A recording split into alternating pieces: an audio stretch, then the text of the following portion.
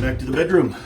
And I have a video of me ripping this apart and then staring at it and breaking down into gibberish. Because let's just say the choices made here are interesting. So what we've got is I'm going to have to go a little more extensive than I was originally thinking. The drywall went in after they put in the framing, or the frame, the fascia boards. Stupid idea.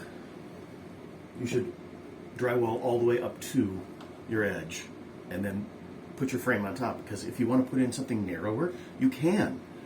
And it also keeps your front boards, your fascia boards, flush all the way down. They're the same distance. So what I had here was, I think I explained this before, a different depth here than down there and up here. So up here we were a good 3/4 inch sticking out.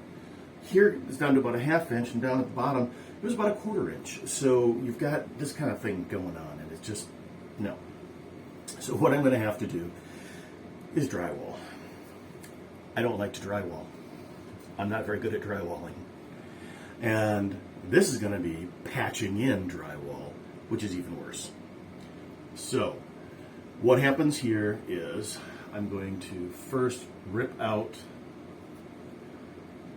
I can't rip that out.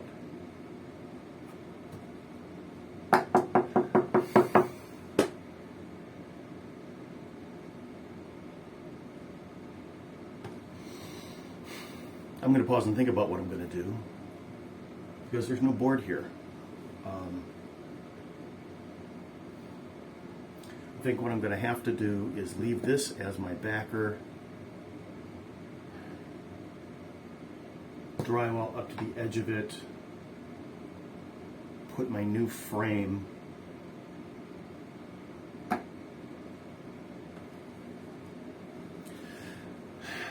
going to shut down and think. So you know what I'm talking about. See this board here? It's not connected to anything except down here. I can't take it out. It is the structure. And then the studs on the side here, oh look, it's two pieces stuck together.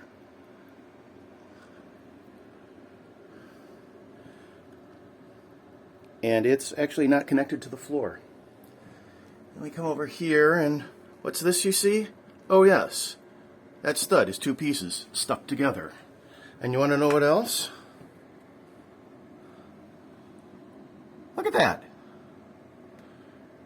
They took any old scrap lumber they could find. I'm going to have to fix all this. Okay, so I've taken some time to cool down, both physically and mentally. And what I should do is rebuild this whole frame. I am not going to rebuild this whole frame. I just don't have the time. That is a cost thing, and I am honestly afraid of what I'm going to find if I take these things out. So I'm going to do my best to level everything out so it's all flush. I can put my frame on, rebuild it. The oak is going to cover a plethora of sins. But there's a couple things I need to do first. Okay. Down here, these two boards don't match in any way, shape, or form. So what I'm having to do is, I got a piece of scrap masonite down in the basement. I measured it out, or actually, I didn't measure it. I just stuck it up there, drew the lines around the back, and went, about there. So that's going to go here to shim this out. So now this surface and this surface will be the same. There's going to be some gappage here that the drywall is just going to have to deal with. Up here, I'm going to have to do a funky corner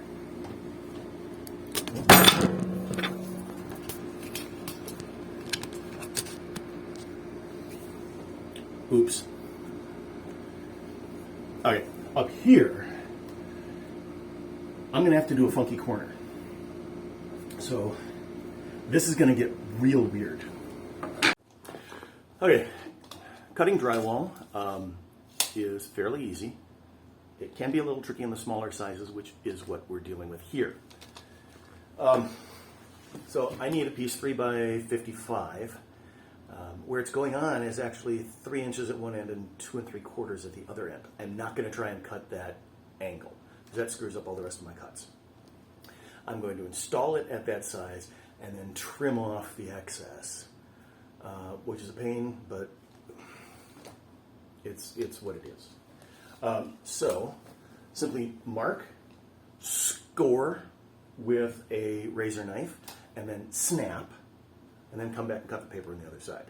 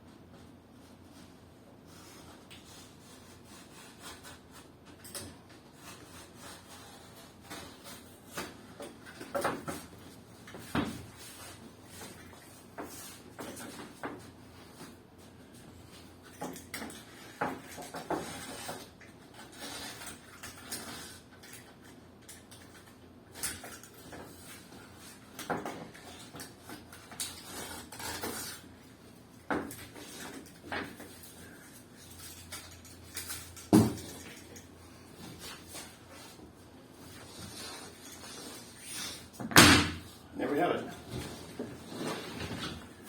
Measure up 55 inches.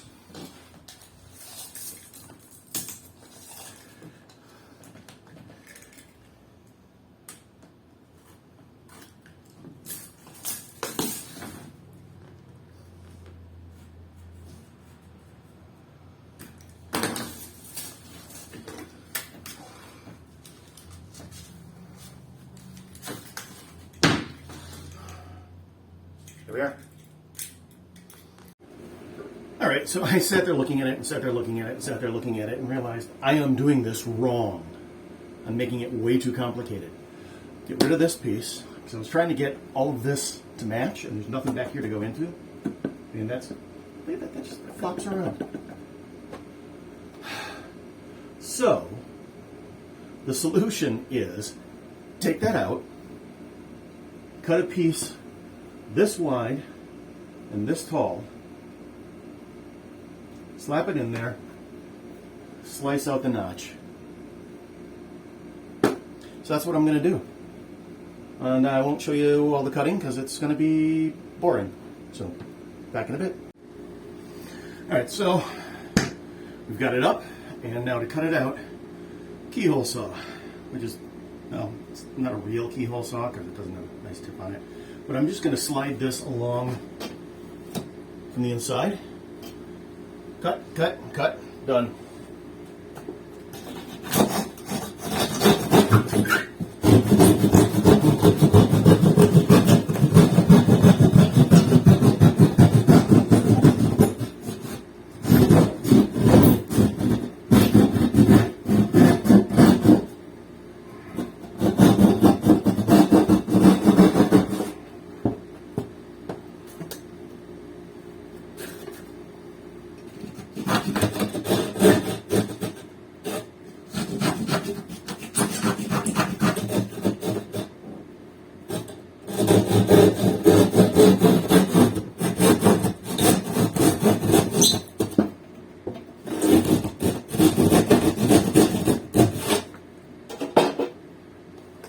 All right, then for the last one, I'm going to run the mat knife along that line there and snap it.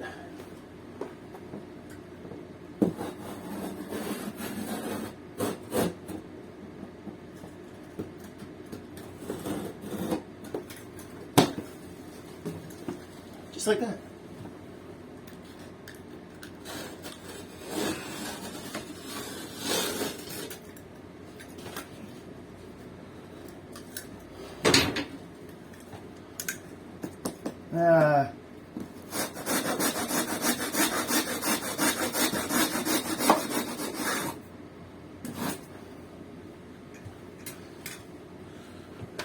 Lost one screw.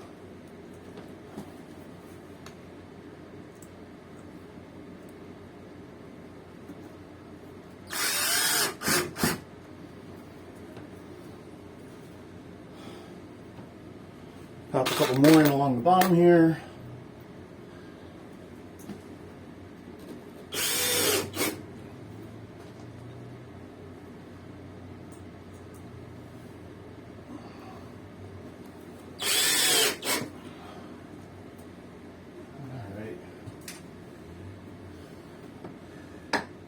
This gets trimmed with a saw that I put somewhere.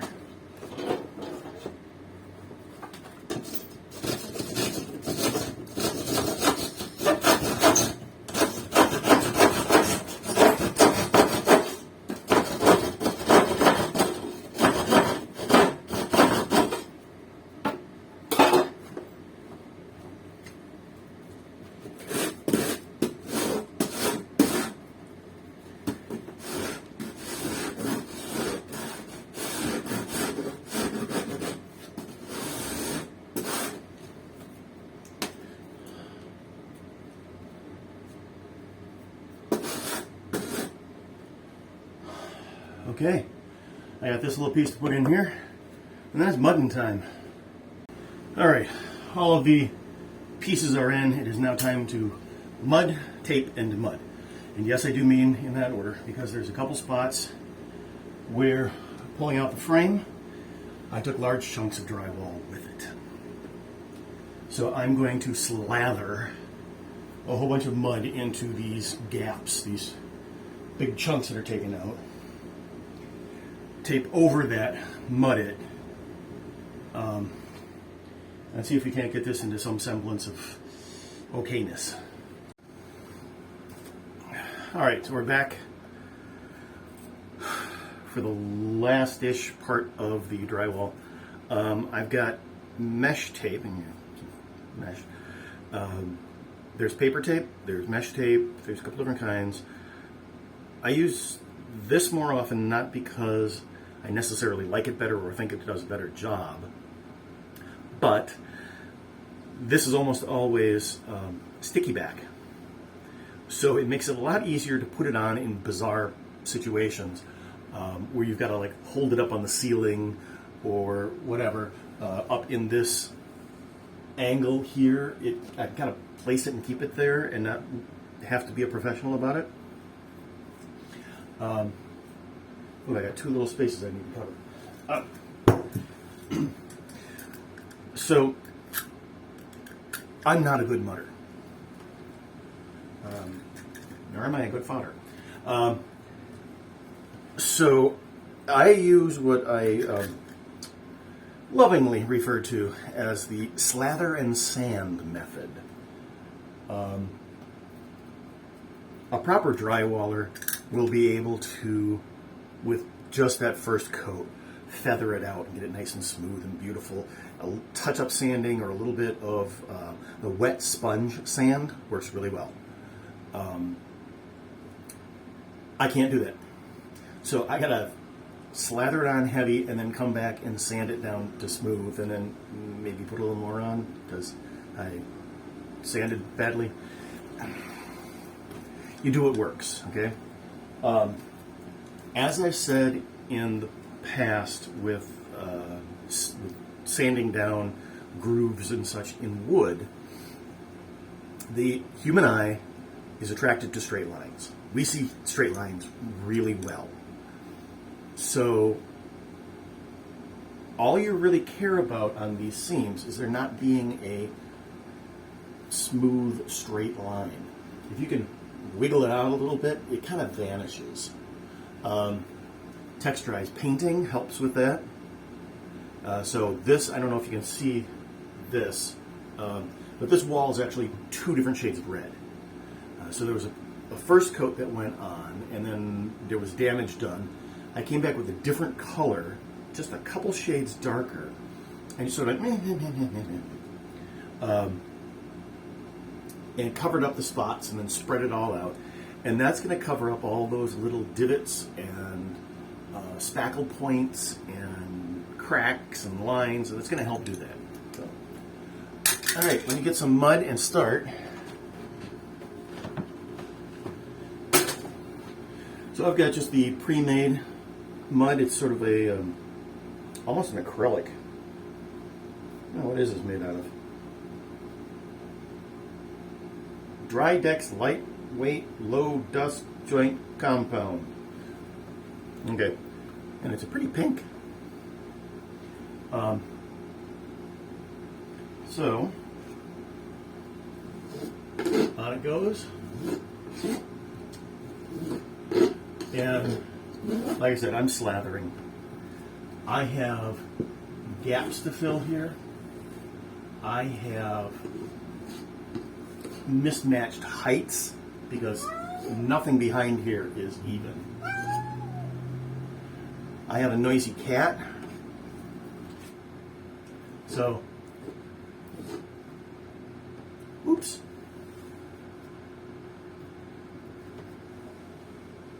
So I'm going to slather on heavy with this. I'm going to come back with a bigger one to smooth it out a little bit. And then I'm going to do a whole lot of sanding at the end.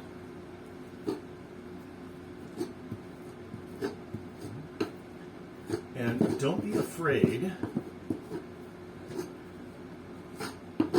to spread it way out. You're going to be painting anyway. But that helps to get rid of, again, that straight line. Okay.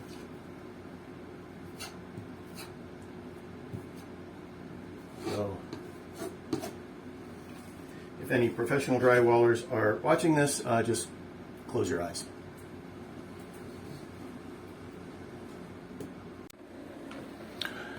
So, at least the first bit of mudding is done.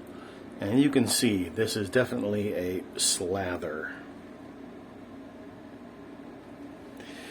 I will come in tomorrow and using a Scotch-Brite pad, a green scrubby, generic term, and some water, I will sand this down and then see if I need to go in and touch up any other places.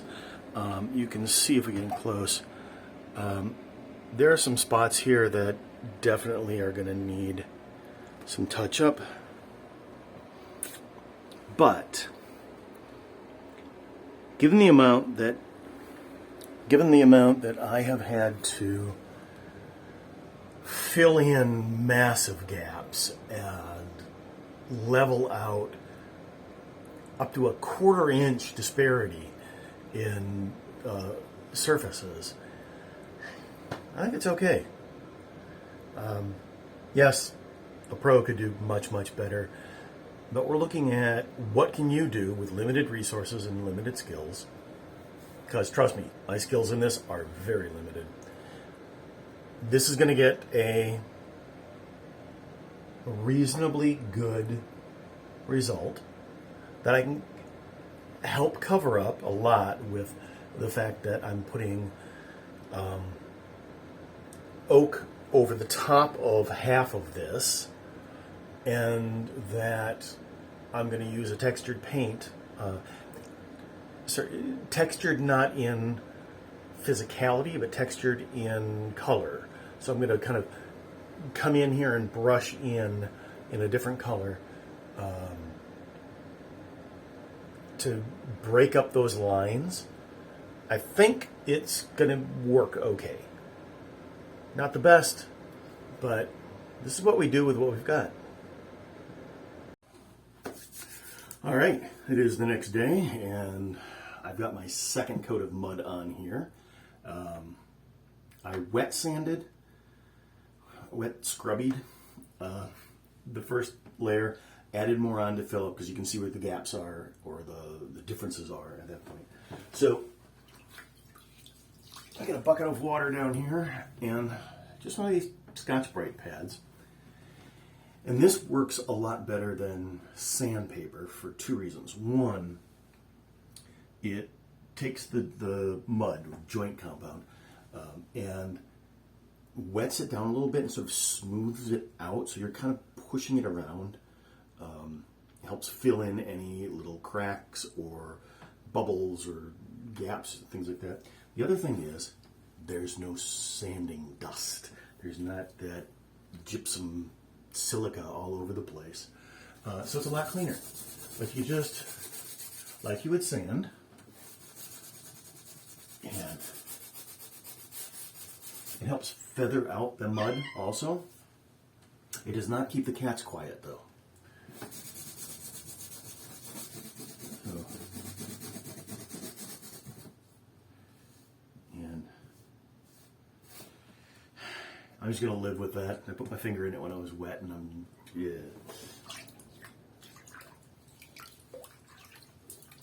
but just very gently.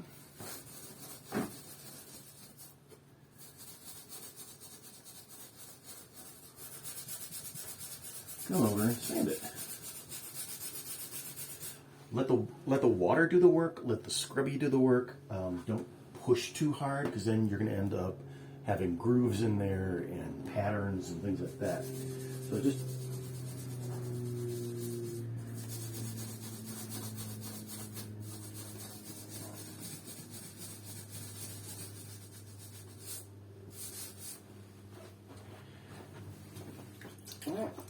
so I'll continue with this.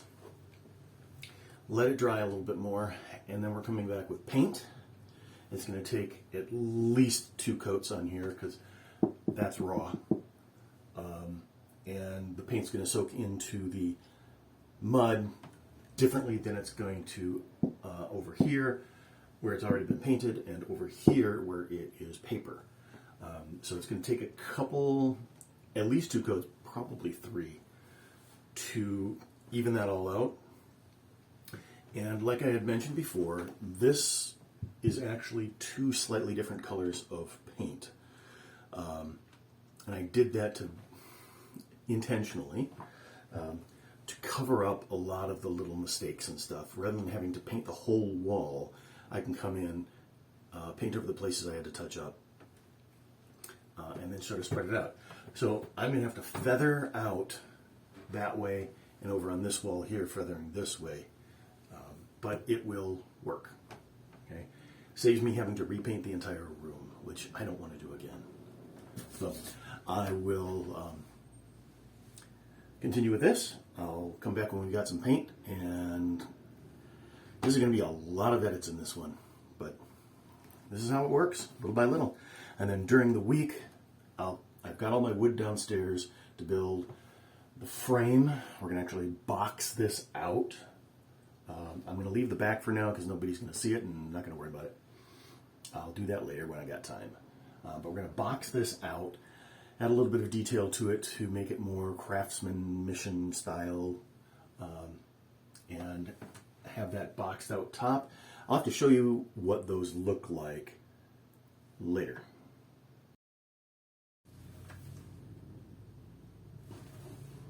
Oh, like, subscribe, click, you know the drill.